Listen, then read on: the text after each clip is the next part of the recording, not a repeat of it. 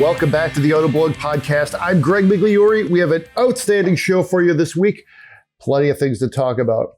Road test editor Zach Palmer has been driving the Cadillac Lyriq. A lot to unpack there. He and I have both been driving the Hyundai Santa Fe. This is the new one, and the Mazda CX-90. He's also just returning from a trip out west to test drive and check out the Lucid headquarters, as well as some of their products. Got some news out of Mustang Cybertruck, and General Motors moves its headquarters about a mile into the city center. We'll spend your money. With that, Zach, what's going on? Hey, definitely excited for this show. Lots of EVs, plug-in hybrids, full ICE. I think we're hitting the full gamut here. So yeah, let's do it. If you're into it, we're probably going to talk about it. Sounds good. So let's lead off with the Cadillac Lyriq. You recently drove this. You had a road test that went up this week. Some very nice pictures of it. This is one of the more interesting vehicles that I drove back in the fall of 2022. I was very excited to drive it. I thought it was up for North American, I think it was Utility Vehicle of the Year. It really is a tweener vehicle. So I tested it at a NAC Toy event. I really enjoyed it. I really liked it. I'm curious, what do you think? I really liked it too, but I did not love it. It's sort of where I ended up standing on it. So there was definitely a lot of hype for this thing, and I'd been like super, super hyped to drive it for a long while. And it is very impressive in a lot of ways. The one that really just sort of takes your breath away, as soon as it showed up in my driveway, was hopping into the interior. It is stunning in there, and it's not only stunning, but it's also like very usable and practical. Like, it has buttons and knobs and switches and really great materials. One of the first things that shocked me was when I looked at the stick grid, and this was an $83,000 Lyriq, which is about as expensive of a Lyriq as you can get. But when you take a step back, it genuinely looks like an $80,000 interior, I think, from just the really cool colors that you get. You get some little patches of like red and burgundy in the storage trays. Just some small things that somebody like Cadillac would pay attention to. And, if you hop in something like a Tesla Model Y, like, you're not getting anything like that at all. It's just boring, drab minimalism. So interior, really, really good. Driving it was where I sort of just liked it and did not love it, I'd say. First thing that was a little weird was the steering ratio. I thought thing has like super, super slow steering. Almost to the point where it feels like a Cadillac from like the mid 2000s or early 2010s. It does not feel like a sporty, agile thing, like say a Genesis GV60 or any number. I honestly just most modern vehicles have very quick steering, whereas this Lyriq, you have to put in a ton of lock to get going, which you do get used to, and I did ultimately like at highway speeds and when you're really pushing it, but just around town, in the parking lot, around the driveway, it just was a bit tiresome and didn't quite feel as modern as it should. Another point that I liked but did not love was the suspension tuning and just the general ride. It rides like a mid-size crossover. It does not give you any sort of Cadillac plushness, and nor does it give you that, super sharp razor edge performance that we've seen from a lot of other Cadillac vehicles out there, like CT4, CT5. It just kind of like straddles this middle ground of it's neither super luxurious nor is it very sporty. It doesn't really seem to pick away either which way, and I from the steering to the interior, I almost just want it to be like this big Mercedes-like plush luxury thing, but it just wasn't that. So those are the bits that I was, this is okay. This is not great. This is not, really, really calling out to me as like this segment leader, that is really leading the way. But beyond that, the actual EV performance was really solid. And the fact that you can get the all-wheel drive, which this one was, without much of a range penalty versus the rear wheel drive one, which is not that common, honestly. And you still get 500 horsepower. That is really, really good. And I really should mention, just like, man, this thing does look the part. I feel like I've been seeing a lot of them out on the roads here out in Michigan. They all look fantastic. Mine, I think, looked better than most because it was in this really beautiful red paint. And it was combined with a nice light beige interior. It's just a really airy, vibrant, like, look at me sort of spec. And I loved it. You get a lot of the cool appearance extras, like the blacked out wheels, blacked out trim and whatnot with the sport trim that mine was. And I think it's definitely a great way to go if you're looking at specking one out. So yeah, like, end of day, like, did not love. I think that's a fair assessment. I think I am very enthusiastic about the raw power and the design inside and out. And again, it's been, a while since I've driven one. I wasn't in love with the chassis tuning, like you said as well. It seemed like they needed a little bit more of a mission. I think, kind of to riff on what you said, is it sporty, or is it just going to be this big, like, comforter on wheels? It seemed like they kind of ended up somewhere in the middle of that, which was a little incongruent then with, like, I mean, they're all pretty powerful. All the Lyriqs are pretty powerful models. So you kind of had this, like, luxurious hot rod that the chassis didn't quite have an identity or didn't quite fit.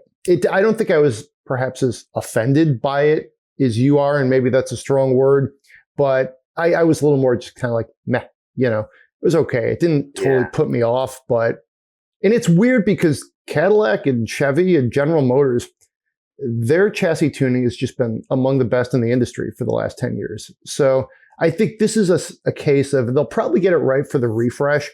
They'll figure out how they want this crossover to drive and what that will mean to the rest of the vehicle's identity. Yeah, and I think a lot of it has to do with the general context of this segment too. So, like, when I've driven most of the other things here, and you look at, like, the EQE SUV, it rides better, and I would also argue it handles better than the Lyriq. Same thing with, like, a BMW iX. It rides significantly better, and it also handles better than this Lyriq. The GV60 may be a little smaller than this thing, but definitely handles better, probably rides about the same. So it just, it's weird because, like you said, like, GM normally, like, does nail this, and they're, like, normally top of the segment as far as ride and handling balance. But one thing I will point out, it does not have any sort of adaptive damper system at all on it. Unlike most of Cadillac's SUVs that are at least optional. It'd be super if they, like, threw the mag ride system at it, or maybe even went the air suspension route. I think that there's things that they can do here, but it's just a fully passive suspension system that doesn't do anything special for me. Whereas other cars in this segment for a similar price, I think, just they perform better. So that's kind of where I land there. One thing too, despite the suspension setup, I do think its looks are so attractive, especially in real life, that I would still consider this among the competitive set that you just mentioned. I think I just, frankly, again, design's subjective, but I like how this thing looks probably more than the Genesis. Mercedes EQE, that's a tough one. I mean, that actually, we could go down that rabbit hole. That's just a very polarizing look, perhaps among Mercedes customers. I happen to like it, but I think I like the Cadillac a little bit more. And then you look at some of the BMWs. So, I mean, I think from a design perspective, that's where this thing really cuts through the clutter. It's a really unique look too.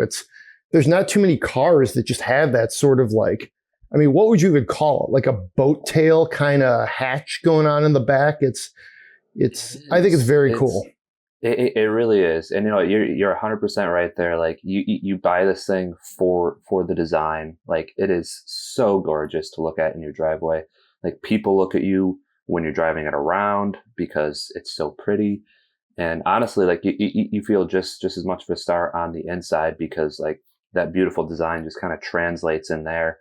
And like it's not just like a bunch of GM parts bin stuff. Like this is legit, all like bespoke parts, knobs, buttons. Like everything is new and fresh, and it feels that way. So yeah.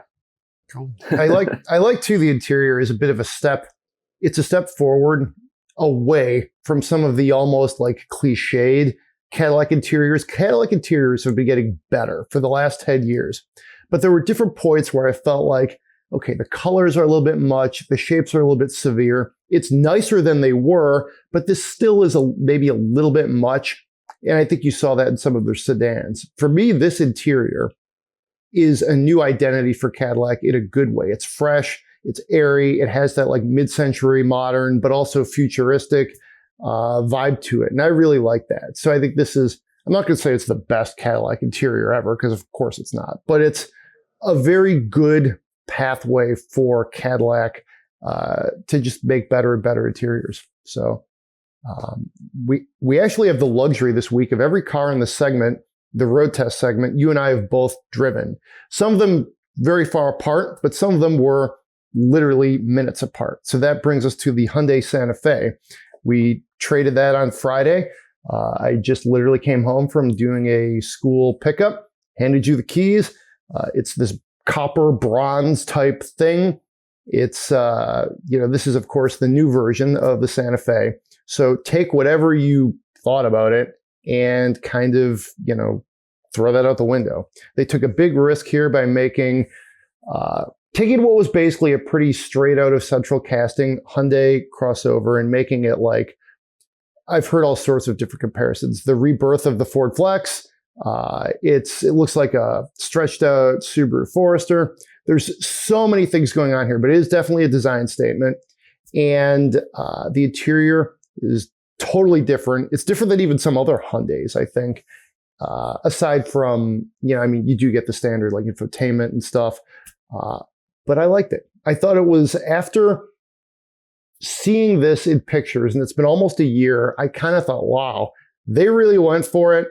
And then they didn't even have to, because the Santa Fe sells so well for them. But now I see why. What do you think? Yeah, this is a complete turnabout face for the Santa Fe, honestly. I mean, it went from this very anonymous looking and feeling thing that was just extremely inoffensive to like one of the boldest designs in the segment.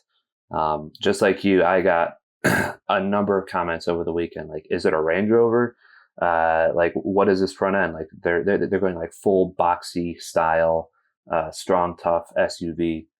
And yeah, it turned heads. It shocked people, when like, oh, that's a Hyundai. Yeah, yes, that is in fact a Hyundai. So it has that initial shock presence value to it, which is just really cool, honestly. It doesn't really like skew toward any other Hyundai design out there at all right now, at least on the outside. It does its own thing. And it honestly backs it up with like a really rockin' interior too. Like there's just so many cool little things, like when you hop inside and you see that the air vents sort of mimic the front headlight design. Just the super unique buttons and steering wheel design, and it has a super long curved display right in front of you that almost looks like something that belongs on a BMW, like their big BMW curved display. There's a huge amount of shock value with all of it, and there's also like a huge amount of utility here too. I was messing around with the second row, and like getting into the third row.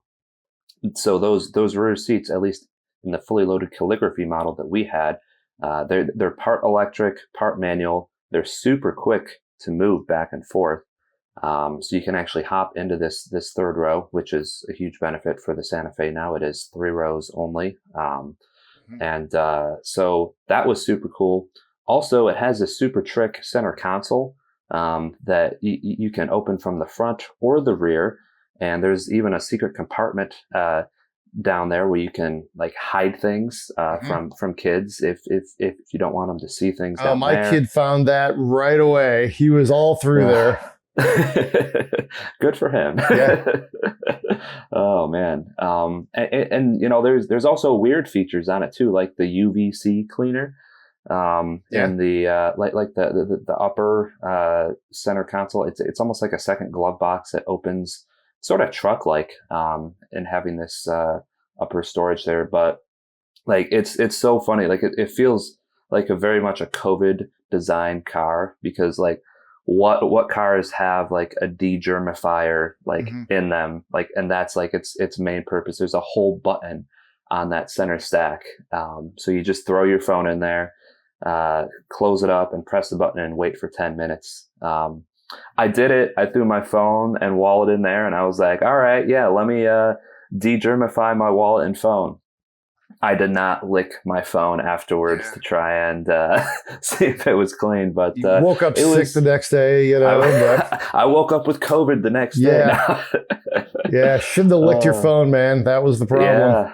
Yeah, apparently. So no, it you know, just like fun features like that, all throughout the car. And hey, it drives really well too. Ours had the it was not the hybrid, just the regular 2.5 liter turbo with the 8-speed dual clutch.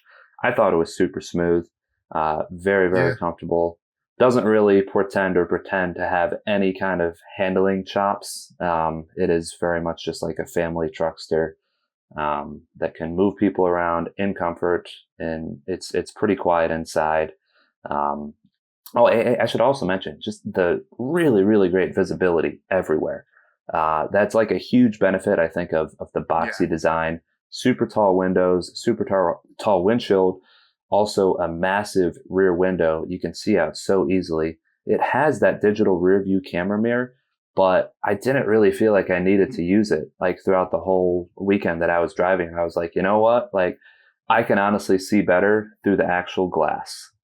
And that's not always the case when manufacturers throw those mirrors on there. It's because you can't see out the rear window, or et cetera, et cetera. So yeah, honestly, like I give like massive props to Hyundai for this car. I think that so far they've nailed it, and I can't wait to drive the hybrid too, because this with like really good fuel economy, I think would be a real winner. Yeah, I agree. I think the powertrain is just fine. Nothing wrong with it. Doesn't offend me. But I mean, if you look at, you know, just where this thing competes, the starting MSRP for the Calligraphy trim is $46,500. I mean, like you, I had multiple people ask me if it was a Range Rover. Another guy just assumed it was electric because, you know, electric cars look different. You get a lot of stuff, and you get a premium looking vehicle. So in that sense, it's a tremendous deal. I love that center console. I mean, you can, speaking of COVID areas, like you can put like, it reminded me of when people used to roll around with like huge containers of gloves and masks and like sanitizer. I mean, I still throw a huge thing of sanitizer in my cars because the world's kind of gross. So I guess I didn't maybe need to, though, knowing that it would sanitize my phone for me. I didn't do that feature. So that's cool. But I mean, Hyundai's and Kias, because the Kia EV9 had a somewhat similar setup with that center console. It's like this double-decker thing. The second row, the passengers there, the captain's chairs could pull stuff out. And you get that because Hyundai and Kia have really decided, hey, we're going to do stalks for our, you know, the PRIND, you know, parking, reverse, drive, neutral. You don't have these big shifters in the middle of these vehicles anymore. And I think it's a good thing. At times, I think if I owned the vehicles, I would learn pretty quick, you know, which way up is forward, down is back, all that stuff. You know, testing them for a week, it's easy to get confused. You know, you're in reverse, then you hit the button, you're like, oh, I'm still going in reverse. But the trade-off of having all that space for, you know, sanitizer, purses, phones. I had a soccer ball. I think it was either this one, a small soccer ball, in this one or the EV9. I've spent a lot of time in Hyundai Motor Co. vehicles lately, but really very good at being an SUV, especially one that is such a good value. And something else I'd call it too is I really like the interior too. It had that kind of green, like balsa wood type accents. I don't quite know what to call it. You don't see green in vehicles very much, especially Hyundais. I thought that was creative outside of like a Jeep or something. That was very creative use of materials and, you know, a nice color scheme. I liked it. It was beautiful. That like dark olivey green with like the cream white combo. I'm not sure that I would want to live with the cream like seats and accents everywhere, but like going so far as like to make the plastic green all throughout the interior. Like it's just such a well done package. Like especially with that matte goldish bronze exterior. Like you can make a really, really cool looking spec of this car if you want, which has honestly been like a Hyundai and Kia mainstay over the past like 2 or 3 years. Like they just keep providing people with awesome interior color options. Like I know you can get the Tucson in a blue. Mm-hmm. Like most Genesises you can get in like green over green or like red over red, and also blue interiors in those too. Like there's just some really cool options if you spend some time on the online builder. You can get some really cool specs going. Yeah, I'll be curious too. Final thought here: what this design portends for Hyundai design more broadly speaking. Because if you go to their website, you can see the 2023 Santa Fe Hybrid is basically how the Santa Fe has looked for the last 6 years or so. Nice looking vehicle. I always have honestly liked the Santa Fe. You see the Tucson, and then boom, the 2024 Santa Fe is again like a bronzed rebirth of the Ford Flex. Does not fit in this group. And that's great. I actually think car companies should do this all the time. You do not have to have every car looks exactly the same in your lineup, but it's just a slightly different size. I mean, I think it's a gutsy play if they were to do this. You know, it certainly isn't going to work in every single segment, but I don't know what they do next. So we'll see. But right now, it's the odd duck. I'm 100% with you. We don't need a family look. We don't need a crest, a shield over every single front end of every single car. Like, no, just make unique cars. Like that's honestly that's a lot of what made cars look super cool back in the 60s, 70s, 50s, and before. Like they were unique, every single one of them. All of their designs changed all of the time, and it wasn't just like, oh, all right, the C-Class looks just like an E-Class but smaller, et cetera, et cetera. So yeah, more unique designs, especially from Hyundai and Kia, because they just keep killing it with every single one they put out. Sounds good. All right. Let's shift gears. We have, why don't we go to Lucid first, and then we'll wrap things up with our long-termer, that's the CX-90. You went out to California. You visited their headquarters. You drove some of their vehicles. Just give me a big snapshot of what it was like to go be on the ground with Lucid for about 48 hours. Yeah, man. So I got out there straight into not the factory, but the headquarters in Newark, California. Got to meet the CEO, Peter Rawlinson. Okay. He is one of the most enthusiastic CEOs of any car company that I have ever met. The dude is so passionate about electric motors, battery technology. It's sort of funny, like one little anecdote from our time there. So we were about to walk out the door, like the whole tour is over. We saw the design studio. We saw where they do the aero. We saw like their thinking rooms. And I'm like, all right, it's time to go to dinner. We got to leave. And then Peter's like, no. You got to come see this. You got to come see this. And brings us into this little like dark conference room where they have like every single electric motor for the Air and also all of the competitive electric motors. So they had one out of like a Model S Plaid, the BMWs, the Bolt, like everything out there. And he starts going into like gross detail about like every single aspect of these motors, like what's good, what's bad, all of these copper windings, these inverters, these stators. He spent like 30 minutes just going into very, very deep detail about all of these things. And he was so passionate about it and so good at explaining everything. There were about like 10 or 15 of us there. Blew all of our minds, honestly, at how much how much Lucid is doing. And it really, really does shock you when you look at like the size of their electric motors, how they're doing things and why their vehicle is so efficient. And like when you look at all of these little things that they're doing, you kind of understand like why their car has 516 miles of EPA rated range, and others don't, because they are like masters of electric motor efficiency.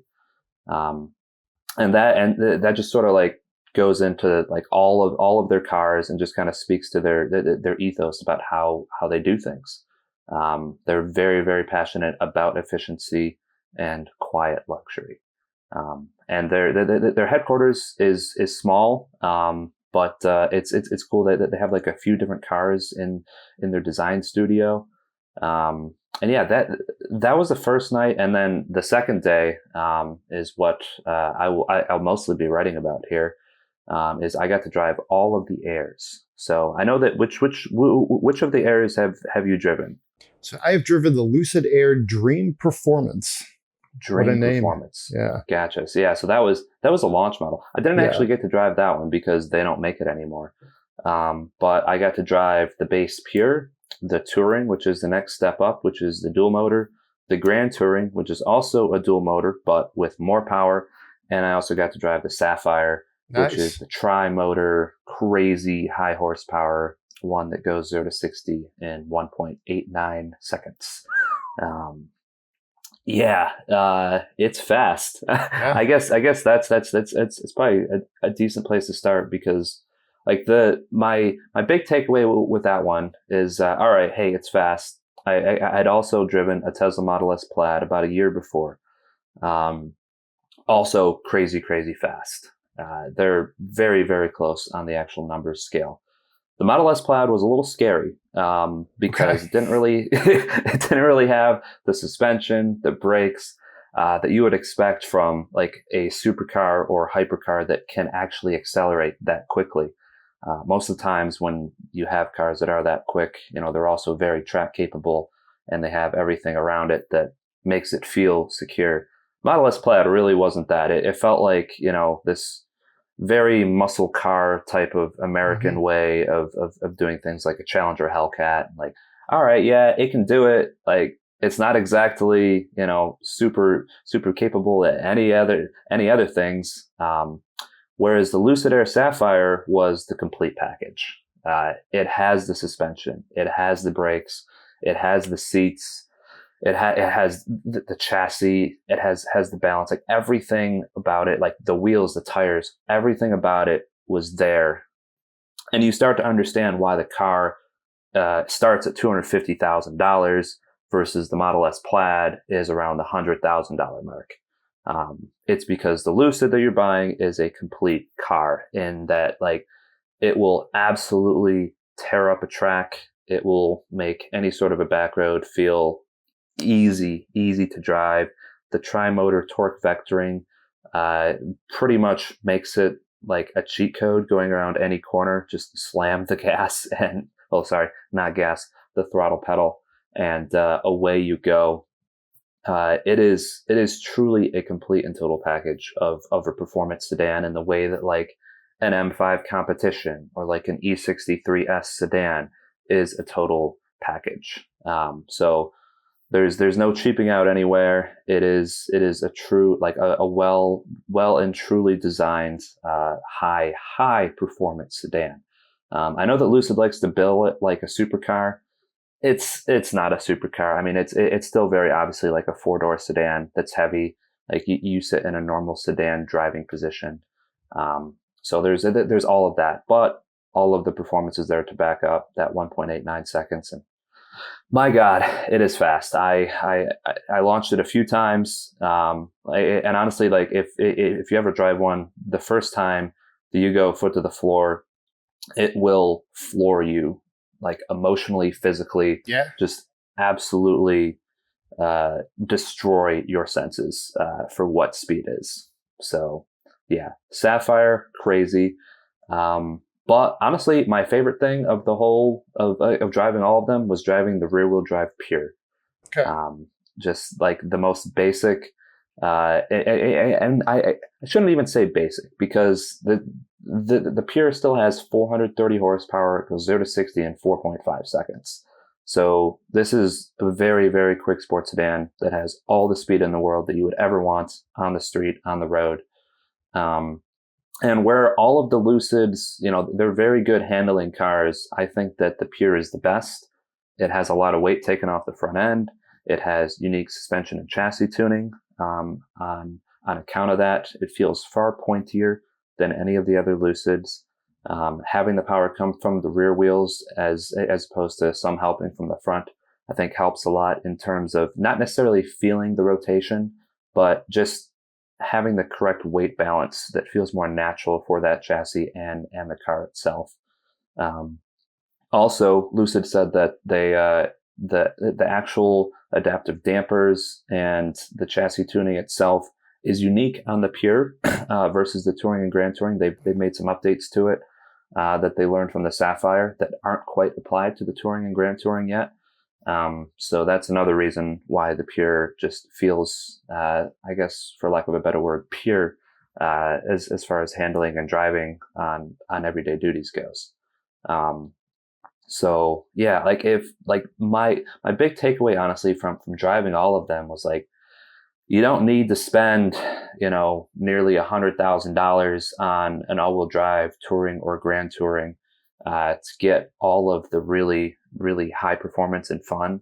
Like, you can spend $70,000, $75,000 on the Pure and get a really rocking sports sedan that is plenty fast, has all the luxuries of like the Touring or Grand Touring, has Lucid's great software, charging, range, all that stuff. And and it's actually a reasonable price.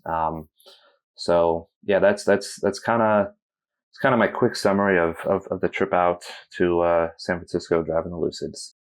Yeah, I mean, I would dovetail with your thoughts. I mean, my drive on the launch model, the AirDream Performance, was very memorable. Mine had, at the time, they rated at exactly 1,111 horsepower, and it had 471 miles of range. It was really crazy. I mean, it was this insanely powerful car.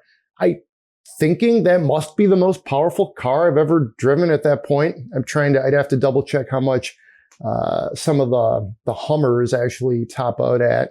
And 471 miles of range, you just foot to the floor and away you go. It was this beautiful fall day where it was kind of warm, driving up and down Woodward. Very memorable. The interior, the exterior, I think were spot on. Reminds me a little bit of like the Cadillac Lyriq with that kind of mid-century modern, light, airy, optimistic feel, beautiful color palette. I was very impressed with the product, especially given at the time, I can't believe this was the fall of 2021. Time really flies, right? That this was their first product. And then obviously you've been able to get behind the wheel of some of the subsequent ones. I think they've done a lot in a short period of time. And I think also what's interesting is, to your point, you don't have to spend crazy six-figure money. You can spend about 70 grand and get a very nice vehicle. Now, I don't know quite what their distribution model is, how many they've actually sold. Maybe you have a little better sense of their business case, but, there's always that some level of risk with buying with what I would call one of these newer startups. Even if they're not startups, I think they move into like the boutique automaker phase, which is what Tesla was in until even just a few years ago. And now they're mainstream. You see companies like Fisker that just does not appear like it's going to make it. You got these guys kind of somewhere in the middle where they're on the way up with like Rivian. It's almost like drinking a craft beer, It's something that's different, but it's going to be smaller. And the stakes are much smaller for buying a craft beer versus a, 5-figure luxury sedan. But I think from a product perspective, that's kind of the mindset. You're getting something different. Perhaps it's special to you and it has its own identity. Yeah. Yeah, no, from their actual business standpoint, like, Peter Rawlinson was pretty frank with us in that, like, he said that their big issue right now is just lack of volume. in that they have these, obviously very expensive cars that, well, not everybody can afford. So that's one reason why they came out with the Pure that starts at about $70,000 in hopes of, really increasing their volume. And I think that when the Gravity comes out, their SUV, which I also got to poke around with inside of their studio, when that comes out, that'll definitely help their volume a lot, just because it's an SUV, and that is still without a doubt the hottest market out there. So yeah, that should definitely help them out. Now that they obviously are still getting infusions of cash from their Saudi investors. They just got another $1 billion, I believe, like a week before I showed up. So I don't think they necessarily have a cash flow issue right now. But no, they're definitely on the march to more volume. I want to say last year they teased that they're coming out with a mid-size model as well. And that'll more directly compete, with something like a Tesla Model Y, Mustang Mach-E, just something in that, like $50,000 range, that will definitely capture more of the market. Obviously the problem is they need it. They could use it right now. So it's just sort of a hurry up and wait, to see how the actual business case of Lucid, continues to go.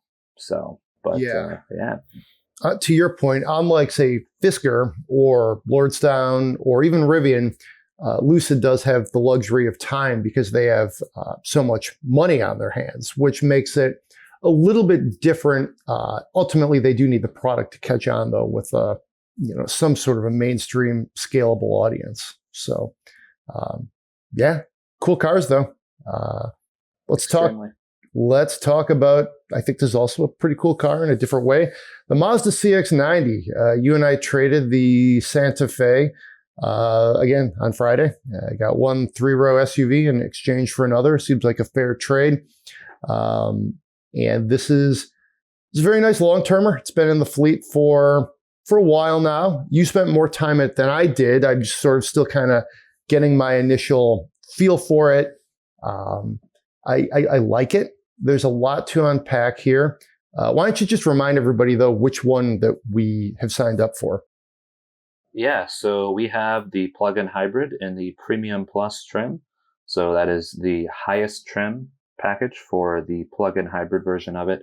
Now, the plug-in hybrid does not have the new inline six that the gasoline-only versions have. Instead, it has the 2.5 liter naturally aspirated 4-cylinder that we are already very familiar with from many Mazdas before. And that is joined by a single electric motor that is integrated into the transmission. So, and it is an 8-speed clutched transmission. It's not a torque converter, which I know that I mentioned to you when I dropped it off, and it sounds like you already have thoughts in it too from when we were chatting in our meeting earlier this week. So yeah, that's the version we have. It has a 17.8 kilowatt hour battery, which on a full charge is good for about 26 miles of electric only driving. So pretty respectable range numbers. Power numbers are pretty good too. It is quick when you give it the full boot. But that's what we have. And I guess I'm curious about your initial thoughts on it here for the past week. Yeah, I mean, my initial thoughts honestly are, in some ways, I think maybe I wish we had the straight six, just because that's such a sweet engine. And to me, that's a Mazda that happens to be a 3-row crossover. This feels a little bit like a Franken car at the moment. So you've got that Mazda steering, which I like mostly. I'll get to more of that in a minute. Powertrain is just kind of weird to me. The transmission is weird. Like I said, I've still tried to get used to it, especially after like your first drive of the day. You get in there, maybe it's taken a minute to get everything, all the fluids going through and warm up. I mean, the gearing is weird. It's weird. It feels like it's holding and then building up revs almost unnecessarily. Kind of feels like I'm in like a boat, which is not the vibe I think Mazda ever wants to have, even for a large crossover. and then even as you're kind of working up the band, it still has this almost like laborious feel. It's obviously different than any Mazda I've felt. So, right now I'm not loving that vibe. What did you think of it? Yeah, man. So the best way that I think I've been able to sum it up so far is that it very much feels like a Gen 1 plug-in hybrid powertrain attempt. And it feels like maybe how plug-in hybrid powertrains felt like 10 years ago when they were just coming online, in that it is not smooth shifting. It is not smooth on the handover to the gas engine. There are vibrations and noises coming from the powertrain that are not refined and should not be there, I don't think, for like a $60,000 Mazda. And the 8-speed transmission, it will do the occasional smooth shift. But most of the time, honestly, you will feel like every single one of the shifts, which I would rather not feel in a 3-row crossover. Even on the highway, when if you're on adaptive cruise control, it slows down a little and then needs to speed back up, and it shifts from 8th down to 6th. You'll get a solid jolt through the chassis, and I'm like, I didn't really want to feel that jolt on the highway at all. So honestly, it feels like it needs a little more time in the cooker. Is where I sort of landed on that, and I wish that I could say that driving it around in all electric mode was better, but it honestly feels a lot the same because the electric motor is integrated into the transmission. So even when you're driving on full electric mode, you will feel every single shift. And frankly, the electric motor is not all that powerful. So I would find myself just getting roasted off the line by Ford Focuses and basically anybody else in hurried Michigan Metro Detroit traffic when I tried to drive in electric mode. You can eventually get up to highway speed in it, but it can be a little stressful trying to get up to 70 plus miles per hour under full electric. So yeah, I mean, those are sort of the bad of the powertrain. The good is the chassis is fantastic. Yeah. I really, really do like hustling this thing more than any other 3-row crossover out there. Yeah. Which is a very Mazda characteristic thing to be. So, and sort of how you started this whole thing, just kind of wish it had the inline 6. Because I think that is really where this chassis and platform is meant to be at this point. I think the plug-in just needs more work. So I think a lot of car companies, to your point, when it's a Gen 1 sort of application with a hybrid or a plug-in, it takes them a while to get it right. I don't think Mazda really has the sort of core competency in this area to be crushing this out of the park. I mean, if this were a GM or a Volkswagen or somebody, I think they'd probably have a better powertrain setup, or Ford. Mazda just doesn't have that. I feel like it's interesting because I want to tell people, hey, get a plug-in hybrid. It might work better for you than a true EV or a hybrid. This one, it also reminds me a little bit of some of those Volvos that had the plug-in powertrains that were a little uneven because they had so much going on with those complicated engines. Was it the T8 or whatever their code name for it was? Super and turbocharged ones. And it's a hybrid. You got a lot going on there, Volvo. So this reminded me a little bit of that. And also for 323 horsepower, it does not feel like that. And that's where I feel like the 8-speed is doing this thing no favors. Yeah. So I honestly, a lot of it could be the transmission, and why it's as rough to drive as it is, because it does feel like a single or dual clutch transmission in a lot of ways, and the shifts are abrupt, sharp, and yeah, it's just not. I mean, maybe in something sportier than this, but this is very clearly Mazda's first plug-in hybrid attempt. This is flat out their first plug-in hybrid that they've ever made. So I guess other than the CX-60, which is in Europe, which was launched with the same exact powertrain like about a year before this one. But yeah, I guess we'll see how the year goes on as it gets broken in. I don't know if things will improve any, but yeah, there's certainly some strong and some very weak notes so far. Yeah, I think it's a great looking crossover. Well proportioned. It looks sporty. I like the steering. I thought this when I drove the straight six last fall. I was like, is this what I want, or would I rather just get more of like a truly comfortable 3-row crossover and then try to get a sports car, get a Miata? Like part of me feels like at times it's a little weird to drive because the steering is so directed, precise. And I'll ask myself, like, this is fun for sure. Is this what I really want though in this car? I'd try to think of a similar comparison. One is not coming to mind, where it's like, it's more intense than it needs to be or something. It's like your kid has a music class. Instead of getting them like a recorder, those plastic wooden flute like things, you're like, here's an electric guitar. Like maybe that's not needed. I don't know. I don't want to sound like I'm taking a dark view of this thing, because I'm not. I really do like it. It's a good vehicle. I'm glad we're going to get a year to really dive into it deeply. Initial impressions are mixed, obviously. So we'll see how the rest of it goes.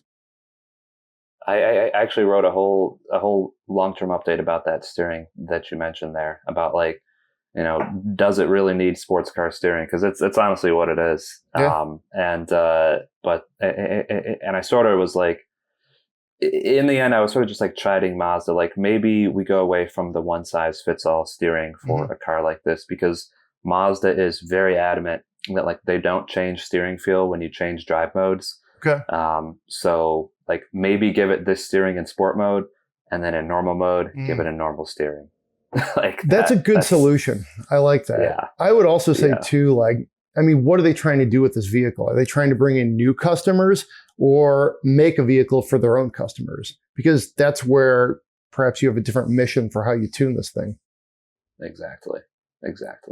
Cool. I suppose we should do a disclaimer. The Hyundai Santa Fe did not get Zach sick, in case anybody out there is wondering. Full disclaimer, the Hyundai Santa Fe did not offer him any illness. So feel free to sanitize your phones using it. And there we go. Let's talk about some news. We're recording this on the day the Ford Mustang turns 60. So if you are listening to us perhaps over the weekend, head back. We got lots of great Mustang coverage. There is a special anniversary package. Senior editor Jeremy Korzeniowski is down in North Carolina for the 60th birthday party. It's pretty cool. So check out all of our coverage. I think this special edition is kind of cool. It reminds me very much of the 50th. It was either the 50th or the 45th, a white paint scheme with some of the red trim, which harks back to like the 1960s version. So, like the original one, they always like to trace that lineage back to the 64 World's Fair in New York. Cool looking package. It's actually, just thinking at a high level, it's been a minute since I've driven a Mustang. Now that the weather's getting better, looking forward to hopefully getting one of those in the fleet. I don't even care which one, just a GT with the performance pack. The Dark Horse would be cool. So, Do you have a memorable Mustang experience, Zach? Memorable Mustang experience. I have so many memorable Mustang experiences, honestly. Yeah. Man, I mean, my number one is probably still, so before I did this, back when I had just graduated from high school and was going into college, I took a job test driving for Roush, actually. Yeah. Back when Ford, so this was about like 2014, 2015, and Ford was developing the new independent rear suspension Mustang. So very, very cool stuff going on at Ford at the time. And Roush had a contract with Ford where basically all of the test drivers would hop into a pre-production Ford model and drive it for about 8 hours, come back, report problems. You know, we'd We test the infotainment, test sort of everything within the car. Now, I drove all of the different Mustangs, but the most special one that I hopped into was the Shelby GT350. Now at like 17 years old, this car made an extreme impression on me as soon as I got in it and started driving it. It quickly became sort of my attainable dream car, and honestly, sort of still is. Even after having driven all of the cars that we're so lucky to drive with this job, I can still hop into a GT350. I wish that I had one, but it can still hop into one and say, "Yep, I want this car really, really badly." That engine is magic. Transmission is just as good. Everything about it is amazing. And like I got to drive that car when it was still in pre-production form, back in 2015, flat plane crank, going crazy. Everybody looking at me on the highway like, what is this thing? Why does it sound like that? Blah, blah, blah. Yeah, man, that was special. And I don't think that I can top that as far as Mustang moments. That's a good one. I'll go back like one generation before for the GT. Let's see, the GT 500, looking at that like 2012, 2013, where it had the 5.8 liter V8 with 662 horsepower, 6-speed manual. Yes. So like basically probably around the same time you were testing the next generation. I was actually still at Auto Week at the time, driving that GT 500. What a rocket ship. I remember I took it to a Tigers game and people were just like, dude, what is that thing? And this is like, Detroit, where everybody knows every Mustang, but that car just had such an aura. It was so special. And it was so raw. You go back to that time period of, where Ford still, the chassis wasn't quite as, I would say, refined isn't the right word, but the Mustang was pretty raw 10 years ago. This, especially with the 6-speed manual and all that horsepower coming out of that V8. So that was very memorable. I actually, at a reveal in a couple of years before that for this generation of Mustang, but when they were just revealing the car at a theater in LA, I got to interview Carroll Shelby. That was kind of cool. He was still alive back then, talking about the different Shelby models. Mustang's a very, ubiquitous car. I think almost everybody has a story, grew up with one, somebody's aunt or uncle had one. I remember I got one way back. This is over like 10, 15 years ago. I was quite the young pup. And I took my grandmother for a ride in the 2000, I think it was the 8 Mustang convertible, just a V6, cool car. It was just that first like generation where they went back to the throwback, body style, which I think everybody was very well received after, the late 90s, early 2000s model. That it's got its fans, but I feel like going retro was the right move. And they've been able to riff on it ever since. She loved it. It was very memorable. Fall drive again in that thing with the top down. So a lot of good memories in Mustangs. I've never driven like a 60s Mustang. That's on my, I guess, bucket list. I don't know. Driving like a Gen 1 would be very cool, I think. I would like to do that. Yeah, same. I think weirdly, I'm trying to think back. The oldest Mustang that I've ever driven is a 2015 Mustang. Okay. So I can't even say that I've driven a Mustang that didn't have independent rear suspension.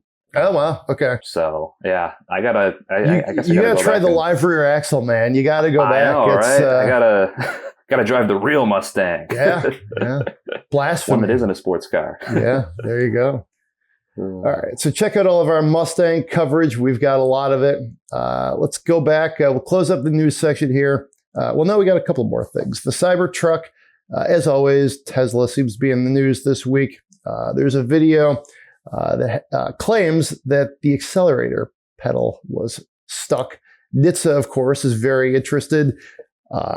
This made rocketed around the internet earlier this week. I'll be curious to see where NHTSA lands on this. It seems like they must have a couple, like a division, a regulatory division devoted to just what's up with Tesla. Or if not, maybe they need to, because it seems like Tesla's, pulling up a lot of their billable hours. What do you think of this? Where do you think this one's going to land? I don't know. To me, this is kind of weird, but not surprising. Yeah. I mean, anytime you come out with the words unintended acceleration, I think that everybody's, that lights up a light bulb in anybody's head. Especially, I feel like with all of the coverage that Toyota had years and years ago about that, I feel like, I don't know if they're ever going to disassociate from that. But no, anytime that's involved is a scary time, and something that you do not want to be in the news for.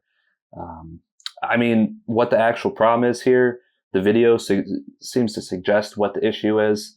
Hopefully, we get some sort of answer if the NHTSA is looking into it. I know that Tesla hasn't come out and said like, hey, this is an issue, this is what it is. It would be really great if we got some clarity, I guess, on exactly what's going on. Because right now it's like a bunch of internet videos, supposed stop sales.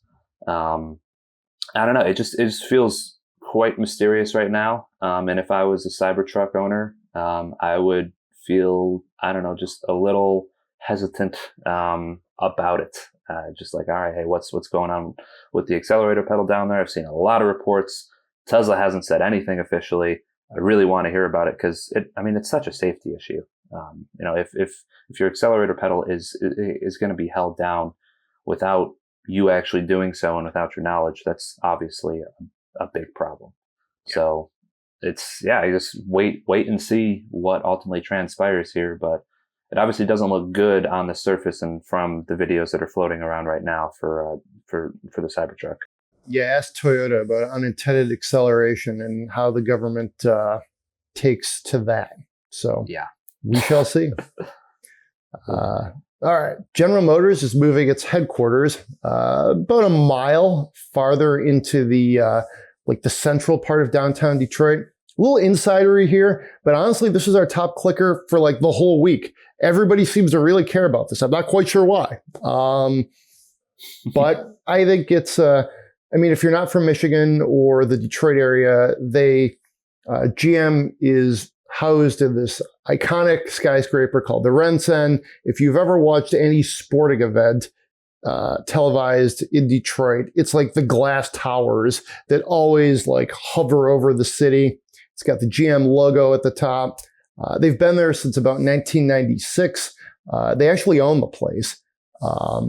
But it's not their first headquarters, obviously. They've been around for 110 years. They have an arguably more iconic building that was called the GM building, designed by Albert Kahn in the New Center area, part of Detroit, which is sort of just north of downtown. And they actually had, I think, another headquarters even before that.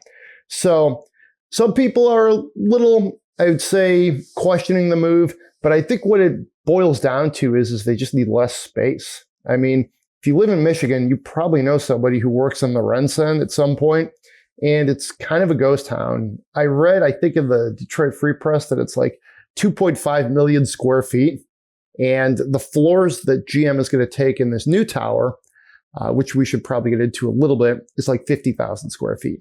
So it's very clear that hybrid work, return to office, all of that stuff, GM just doesn't need this massive office tower. They're going to move into a Dan Gilbert building. He's like a gazillionaire. He owns the Cleveland Cavaliers, this huge mortgage company. That's why you may know him. And he's building what will be the tallest building in Detroit and thus Michigan, and among the tallest in the Midwest, and I guess the country, actually. It's going to be a very tall building. GM moves into that. And that's the long and short of it. I think if I were a GM worker, and I know many, it's a slightly better location. There's more bars and restaurants. You're a little closer to Comerica Park, places to do fun things. The RenCen is very much a self-contained office structure. A huge part of it, the most iconic part, is actually not GM's. It's a Marriott hotel. A lot of people don't know that. That's what the tallest building is. And then you've got the river, and then you've got Canada. So it's like basically you park, you go in, you work, and then you leave. Is it pretty easy to just cross the street and get right into like a part of downtown? Yes. But you've got to descend from whatever floor you're on and then navigate what is really a labyrinth of like just hallways and plazas and things. It's a little bit confusing to be in there. Whenever GM used to do press conferences there, it was like you basically had to tack on an extra 45 minutes from when you left your car to get wherever you were going in the Rensen. There's a beautiful river walk, but I think that is just status quo. I don't think GM needs to be there for the river walk to be a success or not. So, I mean, that's kind of my take on it. The only, I would say, downside for GM is that they do lose that signage. Like I said, every TV shot, every Lions playoff game, they would pan to the big tower of the Rensen with the GM logo over it. And I mean, that's the iconic shot. I would presume whoever ends up using that building isn't necessarily going to keep that. We'll see. I think it would make sense for them to get some sort of signage in this new building called the Hudson's Tower, which is, if you're really old, you might remember there was a Hudson's department store. That's what GM and Gilbert are building upon, the former site. It at one time was the tallest department store in the world. So a lot of Detroit history here. Let's put it that way. What do you think of all this? Yeah, it's certainly going to be sad to not see the big GM atop the Rensen, because I mean that's just been like a mainstay. I feel like my entire life. I was raised in Michigan. Like when you look across the way from Belle Isle, just like you said, all those shots and all of the sports games, obviously people pan to the Rensen because it's the biggest, grandest building in the Detroit skyline. So that is certainly just going to make me like a little sad and miss that GM won't be there. I mean, is it probably a smart business move for GM? Yeah, without a doubt. Like there's no need to have that giant labyrinth of halls, and it really is wild. I know that the first time I went there when I was an intern at Auto Week, I got lost. Like, you have to get lost. It's like really lost. I did not know what I was walking into when I walked in there. So yeah, it's like a part of me is sad that it just won't be anymore. I know I still have to get to the top floor bar in that place. I know that way at the top there's a cool restaurant and bar that you can hang out in, and it was always neat, when you're pulling in, like showing people Michigan for the first time and going to Detroit, like, yeah, that's GM World Headquarters right there. Here it is. It's the biggest building. We do cars here in Michigan. And now it just sort of won't be. So yeah, that's sort of where I land. Just a little sad about the news, even if it is probably a smart thing to do. Smart business move. I mean, they're staying in the city, which I think is a positive thing. Now, they still own the Rensen. They did buy it, and they have not said what they're going to do with it. That's where Dan Gilbert, who also is a real estate magnate, comes in. We'll see what he does with it. My sense is, given his business savvy, he's probably going to do more with it than whatever GM was going to do with it. So that could be a good thing. Maybe they redevelop it. Apartments would make a ton of sense, although then you got to put plumbing in every unit. That's tricky. They've got one hotel. There's already a surplus of office space in the city as well as everywhere in the world because, how many people are working hybridly or more. So there's that. Some fun trivia, though. GM tried to move to the tech center in Warren during their bankruptcy in 2009-ish, but the government said, no, we're giving you all of this bailout money. You're not selling your office tower. You're not doing that. Different sites have reported that. And also, as much as some people say, hey, I can't believe GM would be anywhere else. Well, they've only been at the Rensen since 96. And Henry Ford II built the place, or at least was the guy behind it. So it's one of those things where okay, you can see where they have an attachment to it, but they had a headquarters that was just as iconic. The Ford chairman built the place. I think it's reasonable for them to think, yeah, we don't have to stay here forever. So change could be good for GM. We'll see what they do with it. And this also gives them an elegant solution to, probably ship some of their legal communications people out to Warren, and then, have some of the executives in there's 2 floors apparently of the Hudson's building. So we'll see. I guess we've kind of run long here. If you're still listening to this, perhaps you do care this much about GM's headquarters. We hope you do. So thanks for listening. If you are, let's spend some money. Let's do that. This is a good one. We have Gary in Wisconsin writes, I have a 2006 Ford Mustang GT that is aging out, and I'm going to replace it at some point. I live in Eau Claire, Wisconsin. I'm not actually sure how to say Eau Claire. Is it Eau Claire? I think that's what it is. I'm pretty sure it's Eau Claire, yeah. And I drive the Mustang year-round with the help of snow tires. I love it. I also have a C4 Corvette convertible for summer drives, and my wife has a Mazda 3 that we use for longer trips for the fuel mileage. We have no kids, and the Mustang is used mostly for driving to school as a teacher, not a student, in daily transportation that's less than 20 miles a day. I'm sure I would be a perfect candidate for a used electric vehicle, and I've been leaning towards a Mach-E. I have concerns about all the buyback cars I've seen online. I have a budget of about $25,000 for something lightly used and hopefully less than 5 years old. Is there anything else that is kind of sporty that I should consider?